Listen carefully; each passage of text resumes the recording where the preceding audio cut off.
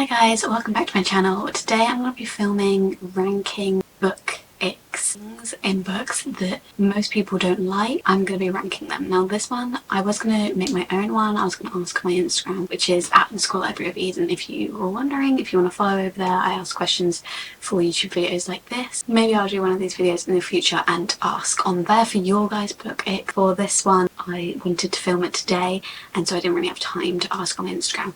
So this one is Destiny Sidwell's one. I'm sure you've all heard of her. She's a very big booktuber on this platform.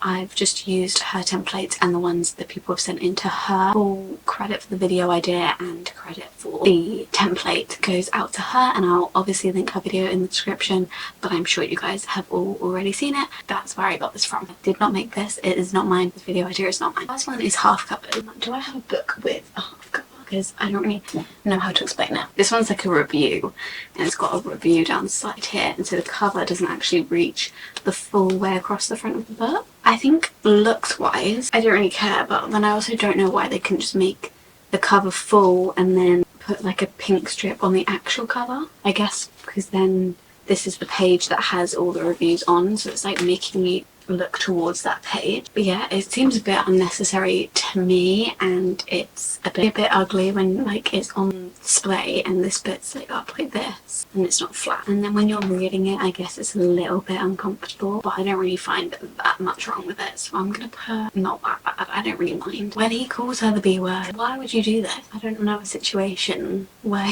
you would include that in a book. I don't think I've ever read a book with that. I guess, like, why do we do this? As I said, when the most powerful character loses their powers, I mean, sometimes it's needed for the plot, so I get that. I don't want to spoil what book is it. I think I've only read it in one book. I'd rather it didn't happen, but I don't really mind it that much if it contributes to the plot.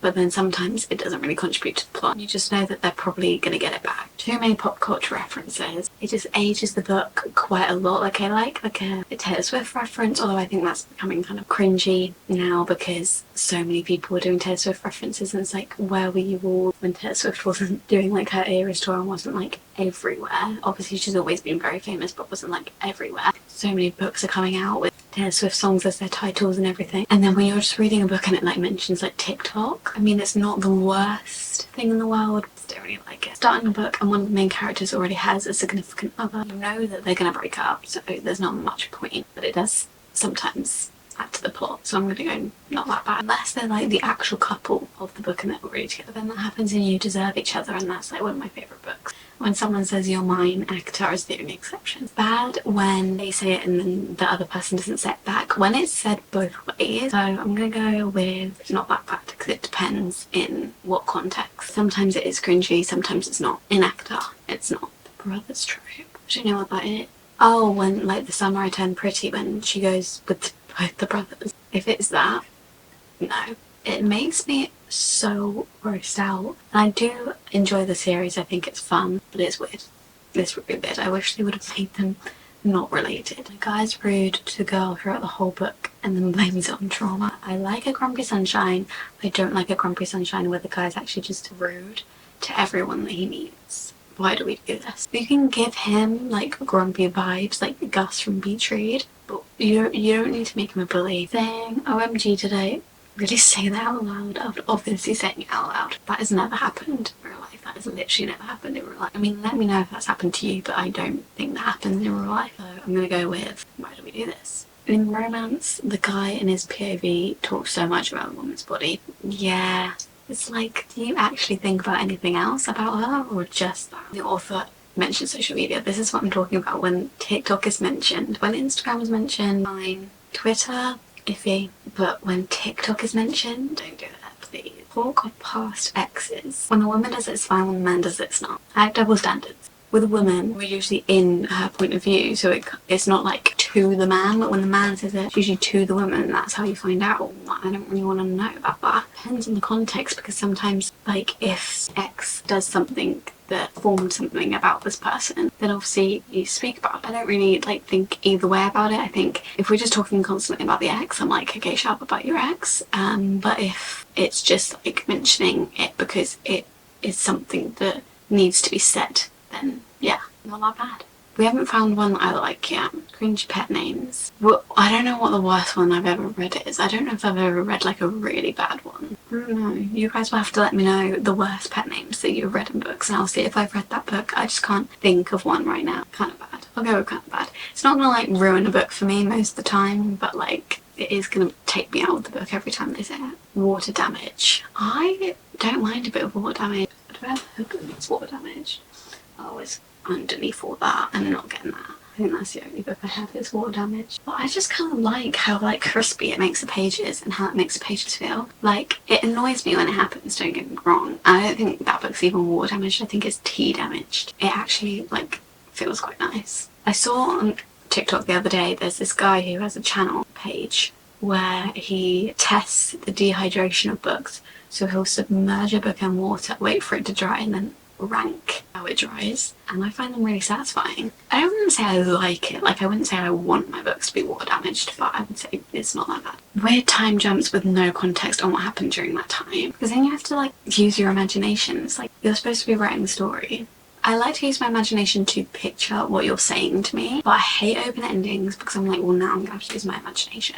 I don't want to use that. I'm reading it for you to tell me what happened. Massive time jump, so I'm like, what happened here? Like epilogues. Sometimes I don't really like epilogues because I'm like, well, what happened between then and now? I like epilogues when they're like a week later. When they're like years later, I'm like, I don't really care anymore because I don't know what happened between that time and now. Okay, why do we do this? Step siblings dating trope. I don't think I've ever read a book with this one. I've obviously watched Clueless. I don't think I've ever read a book with this one. I think I would definitely try to avoid that. And I would say, do not ever speak to me about that because it makes me feel physically ill. When a tiny miscommunication ruins everything, it is annoying. I feel like it happens in 75% of romance books because they can't make the characters do anything too bad that you will end up not liking the characters, but they need something to happen to create the drama for the last third of the book. So yeah, I understand why it's in there, but I don't like it, and it's why I started reading the fantasy genre more than the romance genre in the end, because I feel like I had read every single version of the miscommunication trope. But I'm definitely getting back into romances again now. If you have any recommendations that don't have the miscommunication trope, please let me know. Obviously, like, Normal People was one of my favourite books, and that's just like one whole miscommunication trope, so I guess it depends, but I'm gonna put it in kind of bad because I do get why it happens, but it is annoying. Super large paperbacks. I mean, I've got Kingdom of Ash over here. I'll get her. I don't know which one's bigger, House of Earth and Blood or Kingdom of Ash. This is House of Earth and Blood, and like, I don't know why I brought this. I should have just got it on my Kindle, because how is anyone reading this? I don't want to like look at the end. Not that I'll probably understand if I do read the end. This is like 800 pages. I think Kingdom of Ash is actually a little bit more. But it's like, there is no flop to her. She's not actually that hard to open and read, but it's just like, this is hurting me. This is like using my muscles. I want to be using my muscles when I'm reading. Oh, that's why, because I've already cracked the spine. But I think if you hadn't cracked the spine, this would be very difficult to read. I'm not gonna lie, I know I bought this book, but that's because I have every other one of Sarah J Maas's book. But when I come to reading this, because this is my next one to read by Sarah J Maas, let me tell you, I will be buying it on my Kindle. Kind of bad, but to be honest, I do like holding a big chunky paperback. Like, they're very satisfying to hold. They're not as satisfying to read, but they're very satisfying to hold. And then you can hold the brick of a book and you can be like, yeah, I read all this. And it's like a big massive brick of a book, and it feels very accomplished. I think this is supposed to say when the author spoils it with a playlist at the start of the book.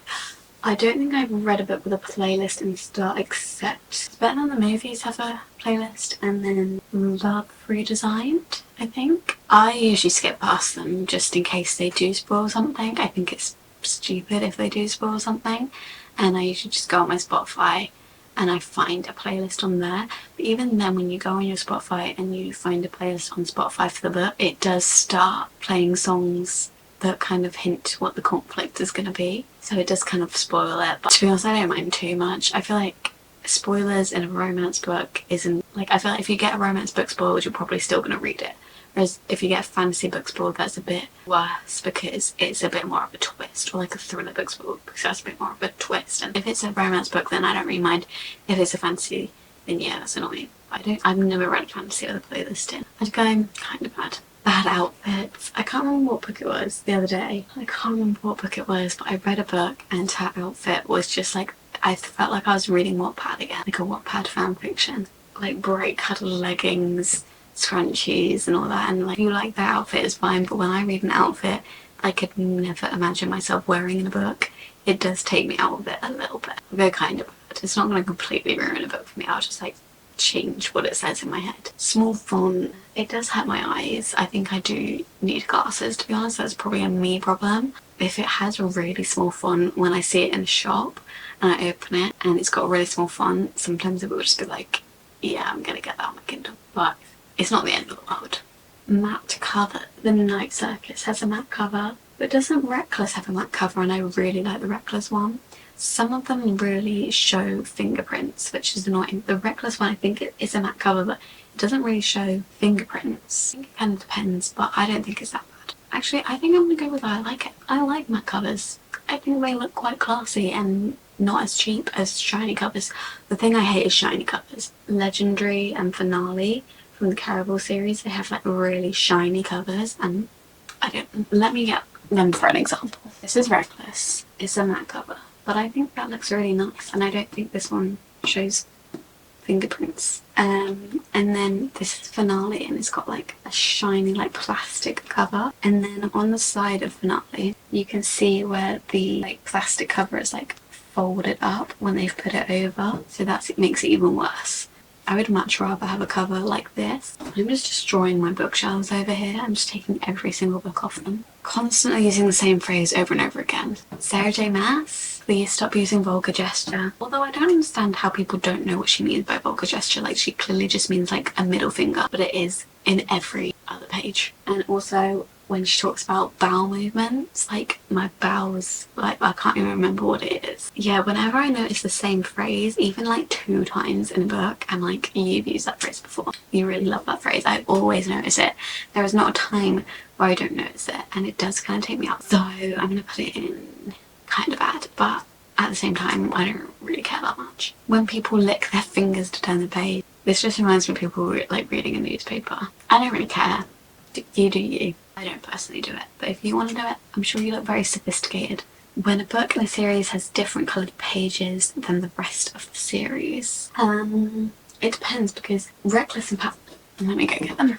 So Reckless is this red and Palace is this purple, so they're different colours, but they match the flower on the front of the book. I don't mind that at all.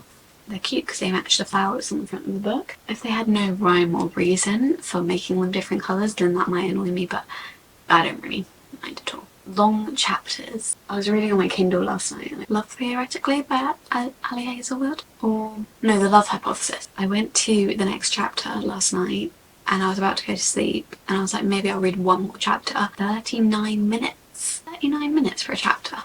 So yeah, they do kind of annoy me. The thing that annoys me is chapters being inconsistent lengths. Like sometimes they'll be like 10 minutes, the next time they'll be half an hour, the next time they'll be 5 minutes. I'm like, can we just make them a consistent length? And he growls. Yeah. I mean, I just don't really understand. We could say so many other things. It is kind of bad. It is embarrassing as well. People keep making TikToks on it now, and so now people that don't read even know now, like my friends that don't read, my boyfriend that doesn't read, the types of books that I read, and they'll make fun of it. And it's like, yeah, but like, I don't know why they say that, okay? It's not like that. I don't know why they say that. Kids that talk like they're 40. The character will be a full-grown adult, and they'll be going through something in their life and they won't be able to figure it out, and then like a 6-year-old kid will come up to them and figure out their whole life for them. Books that aren't floppy at all, I just mentioned that earlier. I love a floppy book. I don't really care if a book's not floppy, like I'll just crack the spine, it's fine. I do prefer a floppy one, so I'll go kind of bad. Gen Z slang, this is on the same level as like social media and pop culture references. When authors don't put the chapter number, I actually prefer if there's nothing there, if there's just like an image there to show the next chapter, then that's annoying. But when chapters have names instead of numbers, I much prefer that, because back in the day when you used to read books, all chapters used to be named instead of numbers. They used to have like a name for a chapter, and they used to have a like contents page with the different chapters. That takes me back, and I much prefer that. I think we should all do that. I love when a chapter actually is named rather than a number.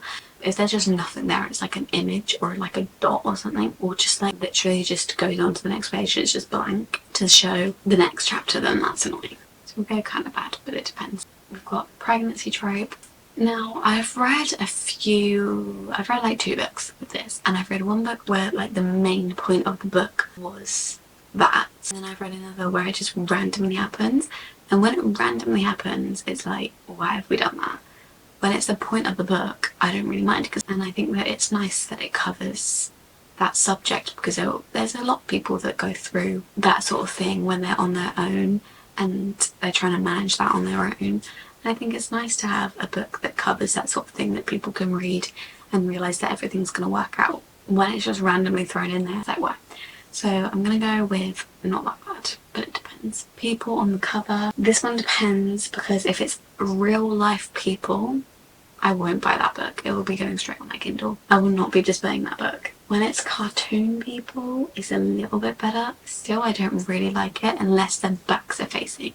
If it's cartoon people and their backs are facing like the front, so you only see the back of them, that's fine. I just don't like when you see their faces, because I like to kind of imagine a little bit what they look like. I don't like it like shown to me. If we're talking actual people on the cover, I'm like, do not ever speak to me about it. Miscommunication. Again, that's similar to the one earlier. Book Sleep. Oh, is that the dust jacket? I hate dust jackets. Obviously, they look nice when they've got the dust jacket on and they're displayed, but when I'm reading, you will never see me reading a hardback with the dust jacket on. That is the first thing to go when I open a book. Dust jacket, thrown away. Not thrown away, because I put it back on once I finish the book. But I will never read a hardback book with a dust jacket on.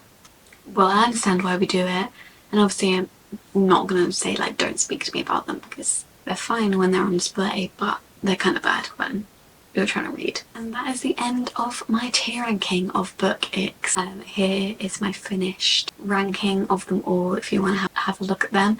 We only had one that I like, which is matte covers. You can see I'm not wildly affected by a lot of these. It's just a minor inconvenience. There are a few that will definitely put me off a book, and I will probably either not read it or not buy it physically. Let me know what you guys would rate some of these down below, and obviously all credit for this template and everything goes to Destiny Sidwell, and I hope you guys enjoyed this video. If you did, please give it a thumbs up, subscribe down below, turn on notifications so you're notified every time that I upload. Follow my social medias at _libraryofeden on both Instagram and TikTok, and I'll see you in my next video very, very soon. Bye!